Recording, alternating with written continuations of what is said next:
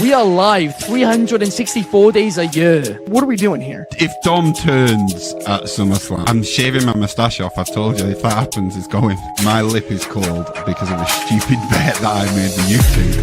Oh, good. Wrestle's better than Daniel Bryan. Bryan Daniels better than Okada. How do you not get Ricky after Monday Night Raw? What is up, wrestling fans? Good evening from Swansea. It's Thursday, you know what that means, and all of the other intros I can possibly do, because it is time to light the fuse and ignite this Dynamite review. We have got an action-packed show for you guys today, an absolutely stacked episode of AEW Dynamite last night, and I need a great panel to talk things through alongside me. Let's hand things first to Clark Taylor. How are you, Clark? I'm fired up to be here. I mean, like I told you before the show, I've already been in a pool today, so there's nothing wrong with that. It feels like summer. All of a sudden, I'm excited. Also, we had the Hook signal last night, and as the, leader of the Hookamaniacs, Hookamania is all the way back, and I am excited about it. Absolutely. It is a good time to be in the Hookamania fan club. But also joining us today, wearing a horrible choice of shirt, we have Archie. How are you, Arch? I'm doing very well, thanks, Ben. As you can see, I'm getting prepared for the Premier League season, which starts this weekend, and got the badge which no other club's wearing except from Chelsea. But I'm not here to talk about football. I'm here to talk about AEW Dynamite. AEW is on a bit of a roll at the minute, I think. So yeah, I'm excited to get into it. Absolutely, it's going to be a fun one, and the first Dynamite review I've been on in, I think, like 6 months. So I'm excited. It's been a long time. We don't usually get Ben on Thursdays. I'm fired up. This is usually the Wednesday crew. Yeah, exactly. We've moved it a day later, but I am here. And don't worry, guys, I do watch AEW every week. I just don't review it. But I'm actually, some breaking news, I'm going to be going to London for Forbidden Door to cover that event for Wrestling Republic. And hopefully I get a chance to ask Tony Khan a question. That is my hope. And I have a great one lined up. DCX Warlord, shout out to you. Arsenal is better than Chelsea. Hook or nothing. Cope and Christian. DCX Warlord's opinion doesn't count because he still thinks I'm Geordie, so that doesn't count. I can't remember who it was, but somebody got called Archie the other day on the show. Yes, they did. Yes, who somebody was it? I think it was David. Yes, that's it. David was called Archie. Archie. David. Yeah, it was David. What resemblance do I have to David? I don't know. You're a foot shorter than Geordie. David was actually called Michael by one of the panelists on last week's show as well. It was certainly an experience. Lamb did accidentally call David Michael. That was outstanding. It was honestly one of the moments of the week. Admitted he hadn't watched Dynamite and started to create a new war between Germany and Britain, all within 30 seconds. It was electric. To his credit, the man joined the show on 30 seconds notice. It's very I saw he came up clutch for us. So yeah, he did. Shard was temporarily doing a one-man last week, but today we do have 3 men in the building, and we got Fernando in the comments, and we have Zach Minger saying Happy National Creamsicle Day. Feels like summer. Orange 50-50. Let's go. Creamsicle? It's what is a creamsicle? It might be a very American thing. It's basically like an ice cream pop. So popsicle. You guys have popsicles, correct? Yeah. It's like to be honest, no. Like Clippos. Like on a stick. Clippos. On a stick. Like Clippos. Yeah. It's like on a lollies. stick. It's like lollies. They're lollies. But it's frozen on a stick. It's frozen.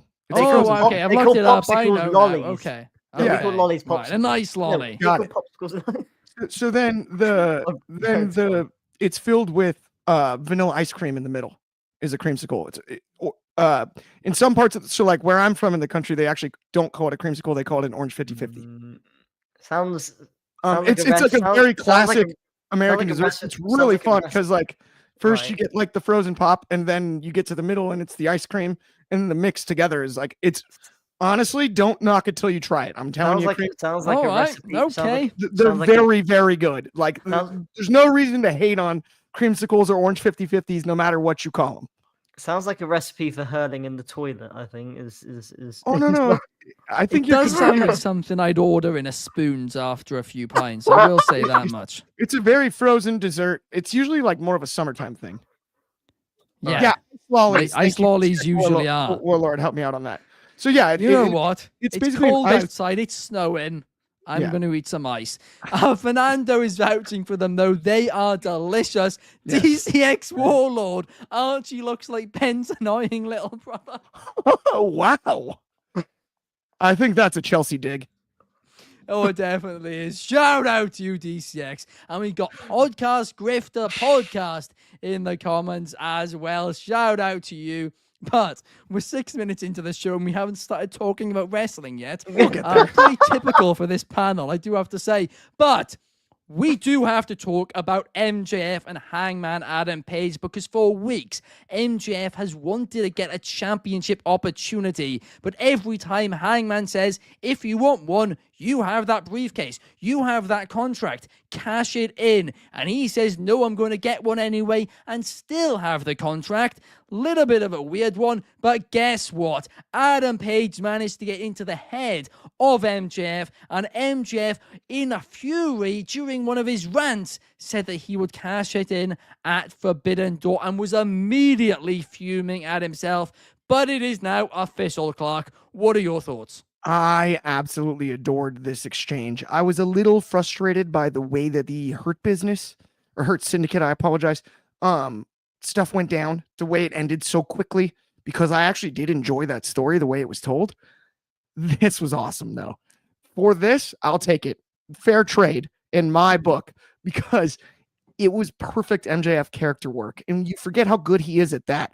He's good at just being really mean. He's also really good at being a character. And this was perfect. Hangman sort of with the gotcha moment.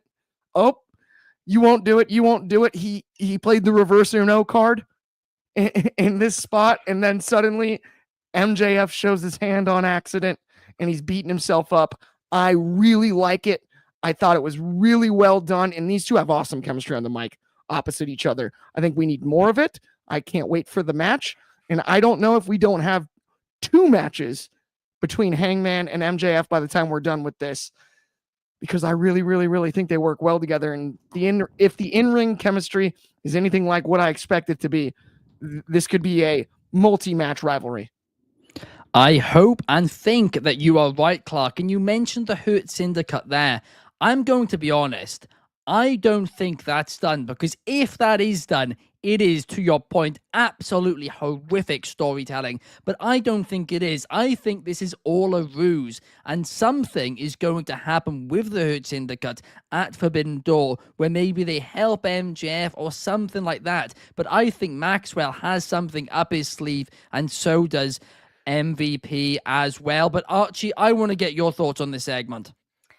I've probably got the most opposite view to Clark on this segment, because for one, I think the story's a bit goofy. I don't really understand why MJF is trying to get a title match without cashing in his contract. Like, he's got a contract for a reason. He doesn't need to kind of go the extra length to try and win the title without like, he's trying to go the hard way to win the title without the contract, which is not what a heel does. And this segment specifically just made Max look like a bit of a moron, I think, because his character anyway, because he tried to, his whole plan was to try and anger Hangman with the, you're a hero, but you've got your flaws. Well, that was literally the story that they've just been telling, Max. Like, have you not been paying attention to AEW TV? That's literally the character development that Hangman's been going on for like the past couple of months. So we've been through that, and I'm happy Hangman brought that up and said, like, yeah, I've got my flaws. I've already been through that stage where I've realized I've got my flaws and come over them.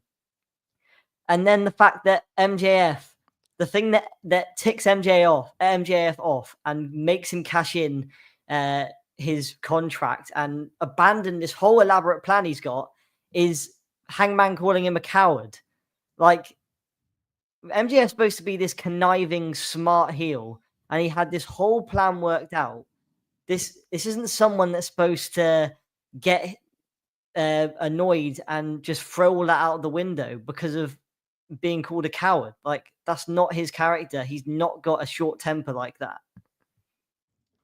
I will say this, though, Archie, to combat your point for a second. I think that is the story they are telling. They are telling that MJF, despite the fact he has this contract, he has become overconfident. He became overconfident and lost the Hurt Syndicate. Everything is going wrong for him. And now, bang, it has also gone wrong with Hangman Adam Page. He has fallen for his tricks. He is not the same mental max which he used to be.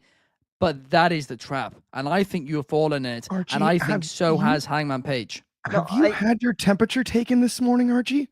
Do you have a fever? You're delusional. This is ridiculous. You must be kidding me. I'm not delusional. Archie, there's nothing more heelish than trying to get the title match without having to use the contract so that he can keep it to himself. What are you talking about? Just in case. He's right. There's also nothing more cowardice than that. All the points you presented connect the dots in a kindergarten class. Let me tell you this: if there was somebody that was the Money in the Bank briefcase holder, and they said, you know what, I'm going to try and get a title match with you and hang on to it and win all the titles, there's nothing more heelish in the world. Actually, they do that almost every year. But it's not what a babyface would do. A babyface would cash it in fairly. Well, they tried to. They never do. And that's why MJF was mad at himself. He's cashed it in fairly. He's cashed it in fairly. He's given Hangman plenty of. And that's why he was frustrated with himself. That's the story they told. You're proving my point. He got called a coward. Because he got called a coward. Yes, because he is a cowardly heel. That's like Cena getting annoyed because he's got called the Yankees instead of getting annoyed because Punk insulted his dad or something. Out of all things, he gets annoyed at being called a coward. Are we being serious here? This is a heel. Because he doesn't believe he is a coward, but he is. He relishes in being a heel. He relishes in being a coward. That's his whole He's not character. a seductive heel. He's a cowardly heel. He's a seductive heel. He tried to catch Hangman on fire. He's a seductive heel. He's one of the most seductive heels in AEW. In some ways, but he's not out there being a tough guy heel. He's out there sliming his way into opportunities all the time, cheating to win all the time. Yes. One step ahead of everybody else. He's a coward. Which he relishes Hangman in. was correct. Yeah, exactly. But MJF relishes in being a coward. No, he does not. He's not proud of being a coward. He doesn't believe he's a coward. He literally called himself the villain of AEW. Yes, but that doesn't mean he believes that he's a coward. Why is he calling himself that? I'm going to explain this to you both really quickly, really simply, right? You're both right. Because, Archie, you are right. MJF would not get offended by being called a coward. But it is all part of the plan. Because I agree, if the Hurt Syndicate thing has been randomly abandoned and left to one side, and suddenly MJF's an idiot, yeah, it's awful. But let's not ignore the fact that AEW, especially in the main event, have had long-term plans over the last 2 years. They really, really have. So I think this is all a work, and what's going to happen is Hangman thinks he's the one who's got the advantage. Bang, the Hurt Syndicate are back. Bang, new champion at Forbidden Door. Or what about the War Dog? See, if that happened, then this whole segment would make sense. But right now, I'm just saying it didn't make sense, and it made MJF look a bit moronic. And if you're right with the Hurt Syndicate stuff, then fair play. I've got an egg on my face, and I'll then look a bit moronic. Okay, but right now, it just looks like looks so weird. No, we've got a few comments. Judge in the comments, shout out to you, but he's saying Archie's too dumb to understand. Oh, that's mean. Archie's not dumb. Now I'll stick up for Archie. Archie's smart because he's wearing the Chelsea shirt. Archie's wrong, but he's smart. I'm too dumb to understand that equation in his profile picture. Who uses a profile picture and that is an equation as your profile picture? That's what I'm looking to understand. Mathematics. What is that? Archie's wrong this time, but he's smart. A equals let's just move on. I failed I maths. don't know. Maths. I stopped liking math as soon as they introduced letters. I sucked at algebra. Which I'm I was good at the ironically good rest at of writing. it. Yeah, that is surprising, actually. I'm That too dumb is a to bit understand that backwards. equation, though. You're right, but I'm not. If I maybe am too dumb to understand this because I do not understand it. Somebody that's I a coward don't. and is happy to be a coward, gets called a coward. It's weird. I don't think he's happy to be one. He was upset about it. doesn't D6 believe Warlock he's a says, coward. The he just devil. is He one. calls himself the devil. Who's a weekly, Mark. coward? Yes, I'm not and wrong. the devil relishes He is being a a coward. coward. No, he will doesn't relish- relish in it. The devil doesn't believe he is a coward, but he is. D6 Warlord says MJF never got his contractual rematch. That is the whole issue. I thought they don't have rematches in AEW. I can't. I didn't. Yeah, they didn't. I can't keep track, to be honest, DCX, of all this. In both companies, they both say they don't do rematch clauses, and then I think they both do rematch clauses when they fancy it. So they're both just big hypocrites at times. Fernando says, great reverse psychology by Page, and Podcast Grifter says it will be a disservice to Hangman if they take the title from him this early. I do agree with that, to be honest with you, but I think that's what they're great doing. comparison because that's like Cody losing the titles at AJ at Backlash right after it. Like if that hurts, if that Hurt Syndicate stuff did happen, yes, it makes this segment make sense, but in the long run, it just shows us that AEW put the title on Hangman because the fans they pivoted because the fans were getting annoyed at waiting for Darby Allin. In my opinion, I think it does, maybe because then it shows that they didn't really have a plan after his title run. That's how clearly there is a plan because they have been, they were but foreshadowing the story like 4 months ago. Not a well thought out one. I don't know, Mike. 4 months is like a decent I think build. Hangman was the original winner, but I'm just saying that if he loses straight away to MJF, it shows that he wasn't the original pick to beat Moxley. Remember in New Japan, it's a very, very different story, but Kazuchika Okada, I can't remember who it was. I think it was Tanahashi. It was either Tanahashi or maybe Naito. Won the Wrestle Kingdom main event. Their first title defense, they went against Okada, who was just back from excursion. He was brand new, really. Everybody thought it was a bit of a filler match. Bang, Okada wins the world title. Hang on a second, what's going on here? They described it as the Rainmaker shock. Nobody saw it coming, and therefore it made all of the events, you can't miss anything because it's a complete shock. Same with Jinder Mahal at Backlash in 2017 as well. So it is different with MJF, right? It is. Yeah.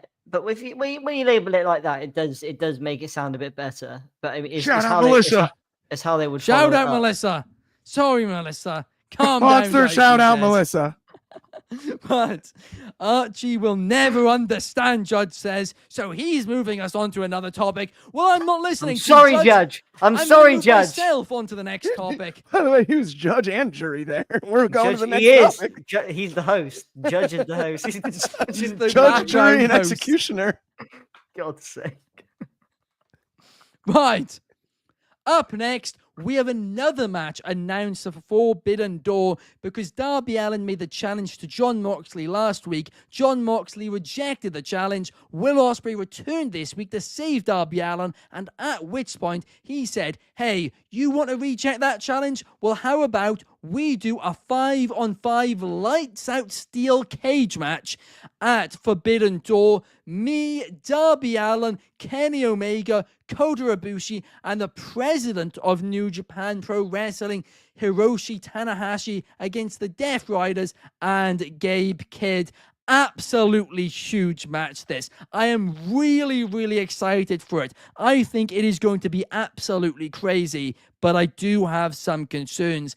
And it basically all comes down to one issue, and that one issue is 10 guys, one small cage, and a lot that can go wrong. It's going to be a really, really difficult match, I think, to pull off, but I'm hopeful that they will pull it off. But at the end of the day, Hiroshi Tanahashi, soon retiring too, he's got a really bad knee issue. This seems all a little bit risky to me, Clark. Honestly, my biggest thought coming out of last night's segment was it's a real shame that the nickname The Cleaner is already taken by Kenny Omega as an entirely different character, because Ospreay is just here cleaning up AEW. He's like, Bucks, you're gone. Then he's like, oh, the Death Riders, we didn't like them either. Check this out. I'm excited about it. I have the same concerns as you, Ben. 5-on-5 in a steel cage and whatnot. I will say, though, I saw a multi-man steel cage involving Will Ospreay this very year in person at Crypto Arena in Los Angeles, California. Oh, and it delivered. Will Ospreay inside of a cage, inside of a shark cage, inside of a shark tank, and put on a match against anybody. All 10, it's going to be a lot. I'm sure there will be shenanigans, maybe some exiting the cage. I don't think you should be able to win by exiting the cage this time, because that would be frustrating. I just want pure violence. Somehow maybe one of the sides gets knocked down real early and then you can fight around the ring and whatnot. I'm cool with that, but I do think this match can deliver, and I like the promo. Ospreay is, and I'm not saying that I'm shocked by it, but when he gets aggressive on the microphone, it's starting to really, really get cool to me. And not that it was uncool before. Don't get confused on what I'm saying here. But he's found, I guess, like the pocket, like where he's at his finest there, and he can get to that intensity level really quickly. The way he can sort of change the tone of his voice and whatnot, and ebb and flow. I thought he did an amazing job on the microphone last night, and I'm excited to see the match personally. I do have the same fear as you, though, Ben. I don't want to over or understate that part of it. Yeah, it's going to be difficult. And there's a few comments here I want to quickly address. What is the difference between lights out and a blood and guts? Well, the difference is, one, this is only one ring instead of two rings. Secondly, it looks like they are all going to be in the cage immediately at the same time. This isn't they get introduced one by one, so it is pretty different.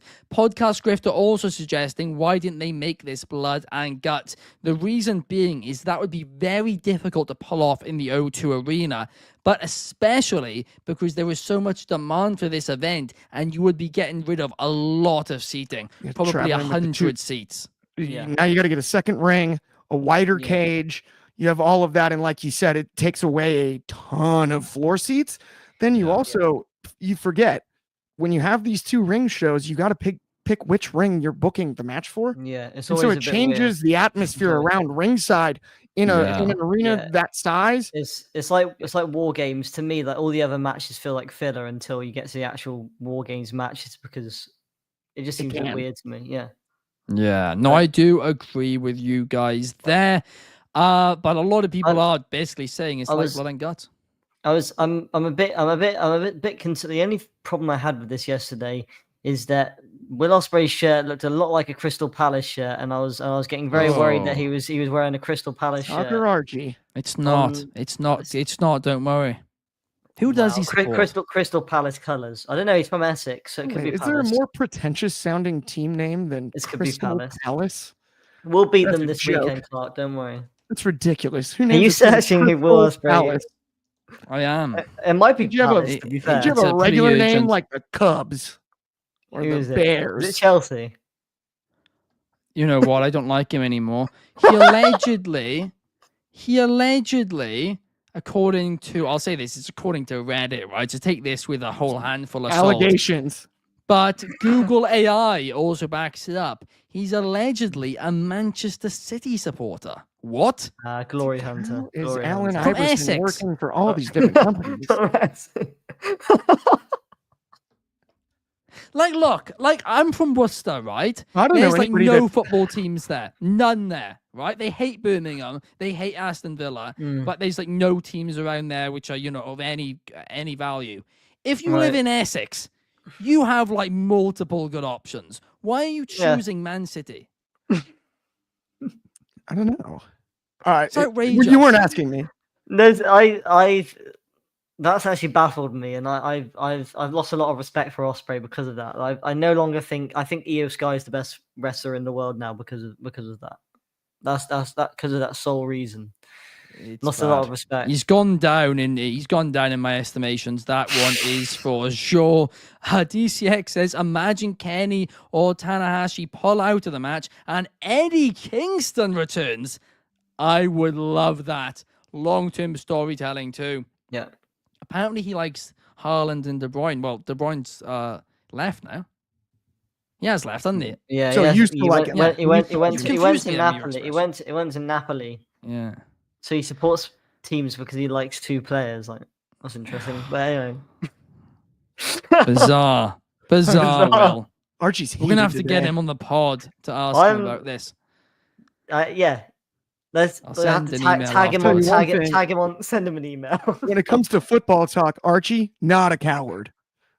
I'm not a coward. MJF is a coward, and he relishes in being a coward, though. That's for sure. No, he doesn't I'm put like relish on being a 99%. coward. I'm 99% sure we're not going to get a response back. I might email AEW Media after this saying, can we get Ospreay on the pod to promote Forbidden Door, but also to answer the question about whether or not he supports Man City. But up next, we have got to talk about Alex Windsor because she yesterday was in a huge match and she won. It was a 6-woman match. She pinned Sky Blue. Now, I do have to say it's a little bit of a... So it wasn't pin, it was a submission. But I do have to say this about Sky Blue, Julia Hart, and Tekla, sorry. They are really great together. I love the look of that faction. It feels really strong, and I want to see more from them. Of course, last night, Mercedes Moné was filling in, but I also did love the babyface team as well. Great to see Queen Aminata back on AEW Dynamite as well. Really fun match. To be honest, Archie, I have nothing bad to say about this. I'm just really looking forward to Windsor versus Moné, and also Toni Storm versus Athena at Forbidden Door. Yeah, well, it's not Windsor versus Monet. It's a fatal 4-way, isn't it? But this match was woof on my part. I really enjoyed this match. The 6-person tag team matches kind of been a bit of a staple on weekly television, but they're always fun to watch for me, and they showcase every woman really well. Something that I think has been a massive upgrade on AEW television recently has been the fact that we know they've presented to us who's in the TBS title division now. Like, it's not just like names that we're thinking of in our head. Like, we don't have to think of the division ourselves. Like, they're giving us, they're presenting to us who the challenges are for Monet. They're giving these women's wrestlers actually characters that are being developed over weeks, like with Alex Windsor, Willow Nightingale, Queen Aminata, the faction with Sky Blue, Julia Hart, and Tekla, as you said. And I think Mercedes Moné is really the perfect person to lead these wrestlers that most of them can be fantastic but aren't there yet. But she's really the perfect person to lead them as a ring general in a way to kind of elevate them as a TBS as TBS champion. To me now, it's starting to become I'm getting towards the mindset of who can beat Monet for that title. I don't think it's going to be Alex Windsor, even though Alex Windsor does make me laugh because she kind of makes me reminds me of a lot of kind of British women I know. She's kind of a bit of a. I was wondering where that was going then. No, because she's kind of like a bit of a. It's a bit of a cliche in that way, but it's very much. Those kind of women. British women are very much a thing. So yeah, it's quite funny to see her kind of portray that kind of character. That's probably what she's like in real life. I don't know. But yeah, I do really like her. But for me, I think Willow Nightingale should be the person to beat Monet because I think I agree. Her starting Mercedes TUS title run and then her finishing it just seems like the perfect kind of run for me. And then Mercedes can give these characters like Windsor, Queen Aminata, all can elevate them in the process. But also AEW needs to give something back to Willow after they kind of did her dirty a bit with the first TBS title run where she was a kind of transitional champion for Mercedes Moné, which it made sense because it's the big debut and everything, and Willow Nightingale was being a good soldier and kind of laying down for Moné a bit. you are. Willow deserves a Hang moment. But we got a couple of comments I want to get into here. Firstly, Judd saying, my favorite moment was Mercedes Moné trying to join the circle and doing the CEO dance. That part was absolutely that was hilarious at the start. Yeah. And they were like looking at her, and they didn't even like react. They didn't even like overly react. They just all like stared at her like, what? Give her like the like, huh? Yeah. Yeah, it was really What's this like, about? nonchalant but funny. It was great. I've just seen a comment which has disgusted me. Josh Markowitz, let's go Liverpool first. What's day as her a fan. day as a fan? Josh, what are we doing? You actually lit- can't just support No, Liverpool. Josh, I 3 literally hours. said, if you're going to support the Eagles, then you should support Chelsea as well, because Ant's a Chelsea fan now as well. No, he's not. He actually is Eagles an fan. Arsenal fan.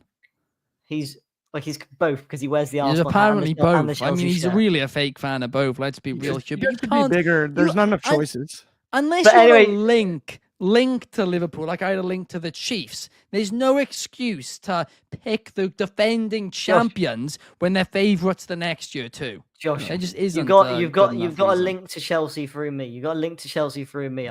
You just support Chelsea. Support Chelsea. You won't regret. You have a it, link trust to Arsenal through Wrestling Republic, so you know. I think it's arsenal.com. I'll send you the link. Faint link. Yeah. It's a faint link. It's a faint Wait, link. what are we talking about? Links?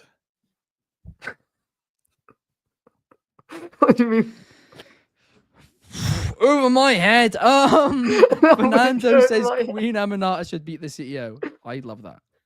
Yeah, I'd love it as well, but unfortunately, I don't think Tony Khan sees Queen Aminata as that kind of level.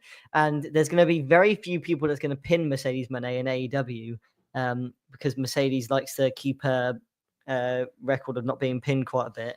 So Tony Storm was one of them. Willow should be the other one. And someone like Queen Aminata should be built up to pin her, but unfortunately, I don't think Tony Khan sees her on that level where she's literally being like Mercedes pin victories over Mercedes are being left for the elite talent that Tony Khan loves, which is fine. I don't mind that. I agree with that. Like, it makes it feel more special when she gets pinned. Wait, what? Archie, what do you spend your days off doing? By any chance, do you go to He's a people's bartender. condos and burn the fiber optic box because you're being accused of it? Oh, wow. Some Big idiot. accusation. Internet's been Judge- out for 4 days, but let's call him Archie. What is Judge's problem today? This is Burn a the hypothetical fiber one. optic- I don't think it's you, Archie. I think he's talking about a separate Archie. Oh, I see. This is a fictional Archie. well, you know In In what? fairness, You know what? I'm actually a very More good than one of person. them. I'm well, I actually a can't very believe you got offended by that. You know what, Judge? I'm actually a very good person, other than my supposed awful wrestling opinions, according to you. So That's I an wouldn't, awful I, taste I, in wouldn't, I my wouldn't, have, mouth. me- I wouldn't have messed up your internet. Trust me, I know how bad having bad internet is. So my commiserations with you. I hope your internet gets up and running again soon. Archie. We'll have a Internet's where you we'll draw have the You're on line. fire today. I we'll gotta have give it. you We'll credit. have we'll have a funeral for your fiber optic. Anyway, Like a pet funeral. It So, lasted we'll just- 18 months. We'll just bury the what do you call it, Yeah. the box. We gather here today. We gather here today to remember Judge's fiber optic broadband, which has been out for 4 days. We hope it can turn around. We hope it. We hope it can. we turn can't around. now. It's buried. Yeah, It's 5 feet At underground. the funeral, you can't bring up the replacement. Oh yeah. We That's hoped that it would abysmal. be able to turn around and work on itself, but unfortunately it hasn't. Right. I'll be like the Reverend for you, Judge. Don't worry. Some things, like Judge's Wi-Fi box, are dead, but some things are alive, including Edge and Christian. They Yeah. are back together. First time teaming since, I believe, 2011 at Forbidden Door, where they will take on Kip Sapien and also Nick Wayne. I'm going to be honest, fully honest for a second. This does feel a little bit rushed to me. This kind of feels like Christian Cage is being too nice of a guy for forgiving Adam Copeland for everything that he has done to him. Because, I mean, all these years gaslighting him, making it seem like he's the problem, when in fact, Christian Cage is the perfect father figure. And now suddenly, not only did he make Christian think that he had to forgive him, but Christian has just forgiven Copeland. So I think it's all a little bit rushed, but I am very, very excited to see it. Now, there is one really interesting note. The last time that Edge and Christian teamed together on a pay-per-view, Nick Wayne was not born. Crazy to think about. But, Archie, what were your thoughts on the reuniting of Edge and Christian? Okay, so on paper, this is a home run segment, right? I mean, we're talking about on paper, which means when the creative team are thinking of this segment and coming up with it, you know, they should and well be thinking, you know, this is a home run. You know, this is going to be a moment in AEW history that's going to live on forever. Unfortunately, to me, it was a bit of a swing and a miss, and it's a completely different reason why I think why Ben thinks that.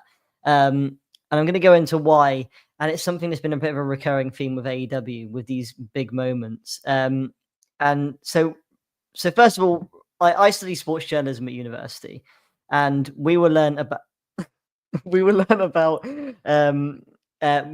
doing commentary, and you can always differentiate a professional commentator from an amateur commentator, and the way you can do that is really by one thing, and you can be as well prepared as you can to be a commentator. You can have as many notes as you want, but it's the moments in sports and entertainment that really live on forever. And as a commentator, you've got to know when to let the moments breathe. And, you know, this is in all sports. This is when somebody scores a last-minute winner in a Champions League final, or somebody scores a last-second three-pointer to win their team the playoffs. It's the same with this moment here with Edge and Christian. And this should have been a moment that would have lived on in AEW history forever, but it didn't. And that's because, unfortunately, as I'm trying to get into the moment and trying to watch these two guys that I both love reunite, I've got Excalibur in my ear saying that there's a lot of history between these guys. And, you know, Taz, you know these guys very well. They're literally on the brink of hugging. Why are you bringing up the fact that they've not even anything to do with their history, just that they've got a lot of history? Great Excalibur, we know that. And he's bringing up the fact that they know Taz. It doesn't add anything. And as a commentator, the main thing you need to do as a commentator, and this is always the main thing to remember, is you need to add context to what the viewer's watching, but never take value away from it. And Excalibur has been a commentator at AEW for multiple years now. He has not learned and he has not developed or improved as a commentator whatsoever. And it's a regular theme, because every time we have these big moments that should live on in AEW history, you've got Excalibur talking over it and asking his co-commentators questions about it. And it's getting tiring now. And Tony Khan even needs to go to Excalibur and say, look, this is the aspect that you need to improve in, because it's taking its toll on moments that should be living forever in our history. Or he should do what I think he should do, and that's replace him with Ian Riccaboni, who's a fantastic commentator, I think, and is a fantastic wrestling commentator. The fact is with Excalibur is he was never really ready for a job this size in AEW. And I'm sorry to say that, but he's an indie wrestling commentator. Wow. Big take there, and I'm going to be honest with you, Archie. I don't agree with you. I agree in terms of they should not have spoken over that moment last night, and I also agree he talks over big moments a lot too. Yeah. But on the other show, where Ian Riccaboni does often call the action, he does the exact same thing. I don't think this is a commentator issue. I think this is the way that just AEW prefer their commentators to be. And I don't like it, but I think it's more of a company policy to always talk instead of not. That might be true. And you know, and if it is true, then I do apologize to Excalibur. But either way, the AEW needs to stop doing this, because I want to get lost in these moments as a wrestling fan.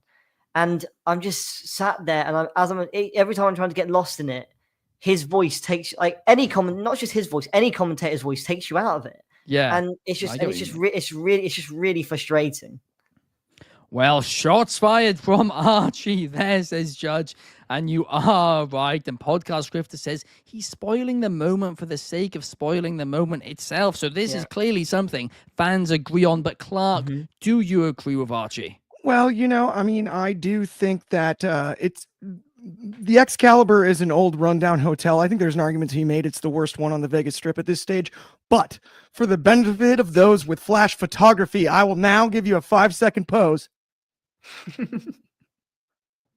I'm so stoked. Childhood Clark, we're so back. I was basically the only guy that rooted for Edge and Christian against both the Hardys and the Dudleys in the original TLC. There's nothing better. I understand maybe the delivery wasn't perfect or whatever you wanted. I don't know. The moments landed. The rivalries are going to be awesome. And I'm just chomping at the bit to get Edge and Christian on the same team again, no matter what story they tell. Because once we get the ball rolling here, it's not going to be stopped. They've proven it over and over and over again throughout their careers. I have no doubt in my mind. I hear the concerns with Archie. I wasn't going to make this about commentary. I get that. So I wanted to talk in particular about the reunion and historical aspect. I thought it was awesome. I really, really, really, really, really, really, really, really want a long run out of these two. I want to see FTR. I want to see the Bucks. I want to see everybody possible line up the all-star team. Give me all of them against Edge and Christian at various points, or Cope and Christian at various points, whatever it may be for this run. Don't make this just an FTR and then the Nick Wayne and I saw that. That's why I corrected myself. Cope and Christian, C squared. New tag name. At the same time, I want to see them wrestle the best of the best. FTR is obviously on the docket. Nick Wayne and Kip Sabian is obviously on the docket, but I want them all. I want, whether it's Private Party, whether it's the Young Bucks, whether it's any tag team that is available in this space to wrestle Edge and Christian, do it, because we've seen the Hardys and Dudleys do it. The majority of the dream matches against the future generations, we got those. Like Ben mentioned, we have not seen these two team since before Nick Wayne was born. Now we have on a pay-per-view. Either way, we now have the opportunity to do some of those matches. And of the three, I thought they were the most legendary. There's a reason they won those TLC matches and not the Hardys and Dudleys, despite the memories. You are right there, and there's a comment here from DCX Warlord. FTR versus Cope and Christian all out. Yes. AEW World Tag Team Championships. You said you wanted to see it, Clark. So do I. I hope that happens, because to your point, there are a lot of dream matches to be had, and I think we are going to get them, even if parts of the reunion have been a little bit rushed. DCX Warlord taking one more shot at Archie before we go home. Sorry, that's the wrong one. Taking one more shot at Archie before we go home. Spoiler alert, it's scripted, Archie. Stop yapping. But I don't know why the comments are just taking aim at you today, Archie. It's clearly you know what is I've been given a lot of people take the mick out of me at my other job as well. So it's been a recurring theme over the past week. So you know what, I'm used to it now. It's that Chelsea shit. I am telling you. We got BJ Dixon saying, "I'm glad to see E&C back. Definitely brought back memories, but." On that note, guys, it is time to take us home. We will be back same time, same place tomorrow to talk about some of the news in professional wrestling, plus preview this weekend, because there's quite a few things going on. It's going to be a fun one. Thank you, Archie. Thank you, Clark. And most importantly, thank you to everybody who's been commenting along throughout as well. Hope to see you guys tomorrow. Please like, subscribe, and share.